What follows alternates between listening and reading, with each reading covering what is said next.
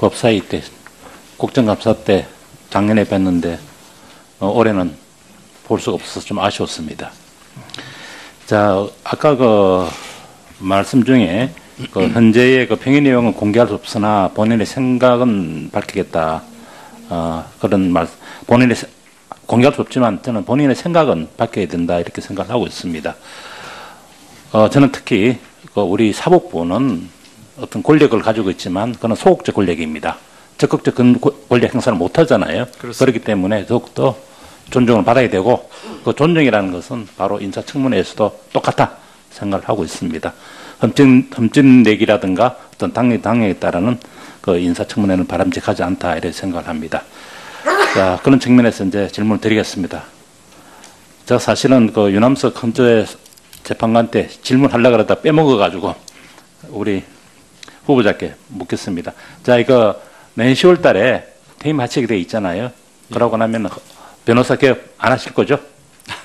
예, 네, 가장 쉬운 답변인데 그것부터 제가 좀 묻겠습니다. 예.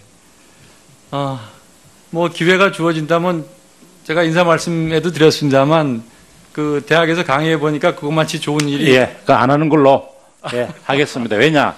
아니 이건 왜냐하면 저는 사법부의 헌재 소장이라는 것은 최고의 우리 법관입니다. 따라서 사회적 책무가 있기 때문에 저는 안 하는 것으로 말씀했다 이렇게 하겠습니다. 이거 저 대법관들께도 제가 욕을 했고 다 안 하신다 했어요. 예, 뭐 하시게 되면은 제가 굉장히 아마 섭섭하고 앞으로 후임 헌재 재판관 소장들도 청문회 때 상당히 곤욕을 치를 것이다 생각을 합니다. 이건 당연한 이야기를 제가 물었습니다. 두 번째, 제가 오늘 답변 중에서 조금 이해가 안 가는 게 있고 저하고 생각이 다른 게 있습니다. 자, 헌재의 그 권위가 실추된 것이 외부적 요인 때문에 그렇다는 말씀하셨죠. 예, 그렇습니다. 그럼 그 외부적 요인은 누굽니까? 결국 헌재 구성이 제대로 이루어지지 그렇죠. 않음으로써 발생한 예, 그거 이유는 국회 때문입니까? 아니면 대통령 때문입니까? 아니면은 내부적으로 김일수 재판관 때문입니까? 누구 탓을 하고 싶진 않습니다. 아니죠. 해야죠. 답변해 주셔야 됩니다. 외부적 요인이라고 말씀하셨잖아요. 명확하게 해 주셔야죠. 그 헌법재판소장이나 헌법재판관의 임명은 그 그러니까 헌법재판소장은 대통령의 그 국회의 인준을 받아서 대통령이 하도록 되어 있습니다. 그래서 결국 관련된 그 헌법기관 자, 답변하시기 매우 어려울 것 같은데요. 헌법기관들로 인해서 발생한 문제라고 생각합니다. 예, 저는 이렇게 봅니다. 자, 제일 큰 문제는 김일수 헌법재판관입니다. 저는 적어도 5.18 때 그런 판결로 관련해서 무리가 있는 그런 헌법재판관이라 그러면은 사실은 헌재 소장 후보 지명을 사행했어야 되는 겁니다. 본인 안 하셨습니다. 얼마나 더 길게 하시려고 근본적인 문제를 가지고 있습니다. 저는. 그리고 국회가 인준을 보기로 했을 때 본인이 헌재 소장 직무 대행마저도 이거는 적절치 못하다라고 그만두셔야 되는 겁니다. 그거 안 하셨습니다. 어떻게 보면은 헌재 내부에 더 큰 문제 있었고 이제 나아가서 보면은 이러한 헌법재판관을 헌재 소장 후보로 지명한 대통령에게 인사 책임이 있는 겁니다. 저는 그 말씀을 드리고 싶고요. 특히 이와 관련해서 우리 후보자께서 이런 말씀하셨습니다. 후보자 지명 첫날 소감을 묻는 그런 인터뷰에서 10월 27일입니다. 동료의 희생을 듣고 지명을 받게 되어 가슴이 많이 아프다 이렇게 말씀하셨습니다. 이때 희생은 어떤 희생입니까? 우선 그 말씀을 드리기 전에 저는 그 후보자에 대한 국회의 인준 부결을 당연히 존중하고 있습니다. 그 전제 아래서 말씀을 드리는데요. 김일수 재판관과는 법원에서도 오랫동안 같이 근무했고 재판소에서도 5년 이상 같이 근무해 왔습니다. 그런데 헌법재판소장, 뭐 저도 지금 후보자로 있습니다만 헌법재판소장이라는 지위가 물론 권한도 있습니다만 그 권한이라는 것은 반대 측면에서 말하면 의무와 책임일 뿐이지 권한이라고 말할 수가 사실은 없습니다.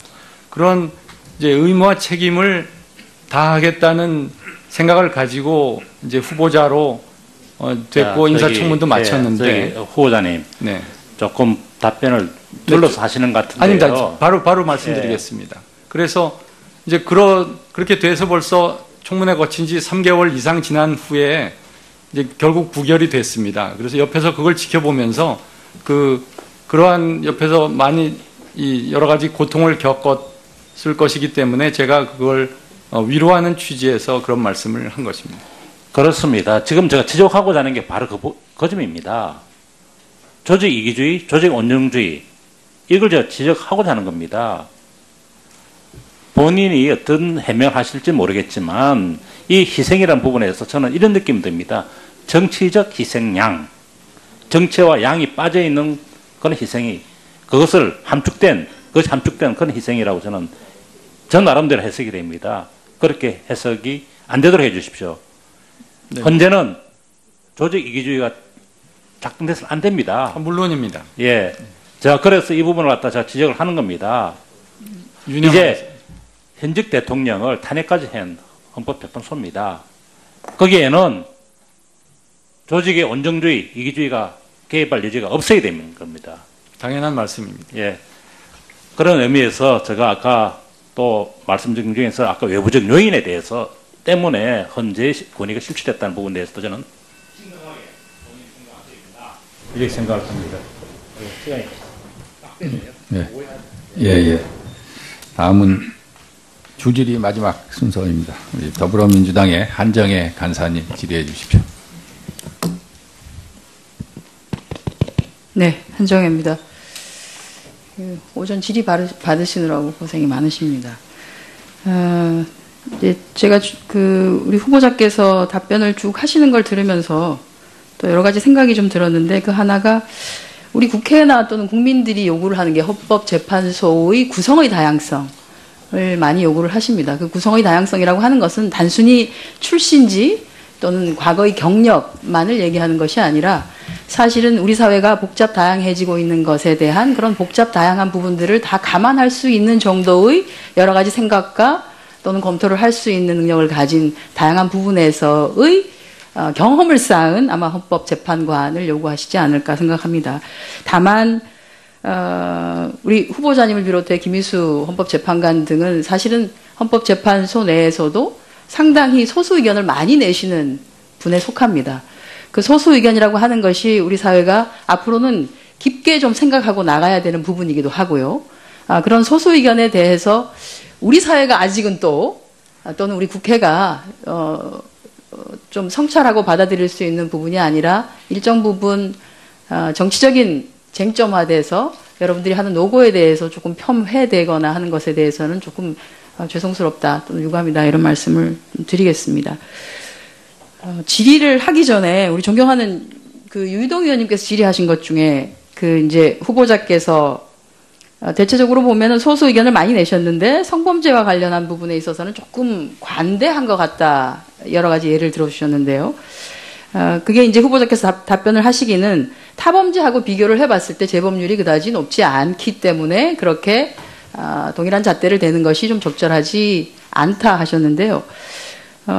이 부분은 글쎄요. 성범죄의 대상이 되는 분이 대부분이 여성 또는 아동이라고 하는 측면으로 본다라고 하면 우리 헌법에서 정하고 있는 그 후보자께서도 말씀하셨는데 우리 국민들이 헌법이라는 우산 아래 기본적인 인권을 보장받게 하기 위해서 노력을 하시겠다고 하셨고요.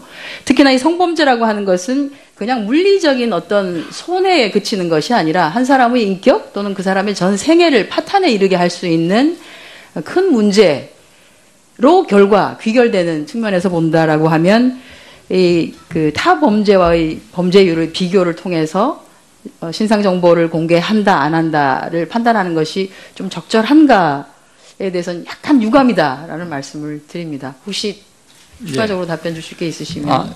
저도 다른 범죄보다 그 재범률이 높지 않다고 해서 뭐 그것들이 잘못됐다고 하는 것이 아닙니다. 아까도 말씀드렸지만 그런 성범죄 피해로 인한 그 트라우마나 이런 것들이 평생을 가고 그 여성들이 그로 인해 또 여성뿐만 아니라 그 가정들이 파괴되는 그런 숱한 예가 있습니다. 그래서 저도 그런 기본적인 그 규제에 대해서 다 동의를 하고 있습니다. 다만 그 결국 처벌이라는 것은 개인에 대해서 하는 것이기 때문에 그 개인이 재범의 위험성이 있는지를 판단하여야 할 절차가 있어야 되는데 그것이 없다라는 측면을 제가 주된 논거로 해서 소수 의견을 낸 것입니다. 절차적 정당성이나 이런 것들이 확보되지 않았다라고 하는 그렇습니다. 문제 제기였다는 것이죠.